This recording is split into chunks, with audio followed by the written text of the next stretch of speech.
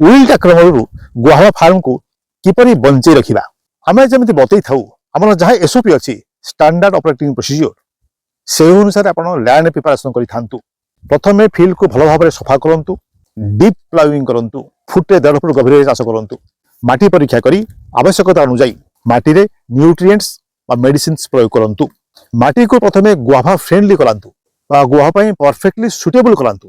ପୂର୍ବରୁ ମାଟିରେ ଥିବା ପ୍ୟାଥୋଜେନ୍ସ ନେଗେଟିଭ ବ୍ୟାକ୍ଟେରିଆ ଗୁଡ଼ିକୁ ମାରି ଦିଅନ୍ତୁ। ଦୁଇରେ ଜମି ପ୍ରସ୍ତୁତି ସମୟରେ ଉପଯୁକ୍ତ ଡ୍ରେନେଜ ବ୍ୟବସ୍ଥା କରନ୍ତୁ। ବର୍ଷା ଋତୁରେ ବା ଅନ୍ୟାନ୍ୟ ଦିନମାନଙ୍କରେ ଠୋପାଏ ପାଣି ମଧ୍ୟ ଆପଣଙ୍କ ବଗିଚାରେ ଜମିକି ରହିବା ଉଚିତ ନୁହେଁ। 10 ଇଞ୍ଚ ଫୁଟେ ହାଇଟ୍ର ରେଜ୍ ବେଡ୍ କରନ୍ତୁ। ତାପରେ ଛୋଟ ଛୋଟ ପିଟ୍ କରନ୍ତୁ। ସେଇ ପିଟ୍ ଗୁଡ଼ାକୁ ଚେଷ୍ଟା କରନ୍ତୁ ଗୋଟାଏ ମାସ ଖରାକ ହେବା ପାଇଁ। ଡାଇରେକ୍ଟ ସନ୍ରେ ସନ୍ ହିଟ୍ରେ ବହୁତ ନେଗେଟିଭ ବ୍ୟାକ୍ଟେରିଆ ପ୍ୟାଥୋଜେନ୍ସ ମରିଯାଆନ୍ତି। ମାଟି ପରୀକ୍ଷାର ରିପୋର୍ଟ ଅନୁଯାୟୀ ସେହି ପିଟ୍ ଗୁଡ଼ିକୁ ସାଇଣ୍ଟିଫିକାଲି ଟ୍ରିଟମେଣ୍ଟ କରନ୍ତୁ।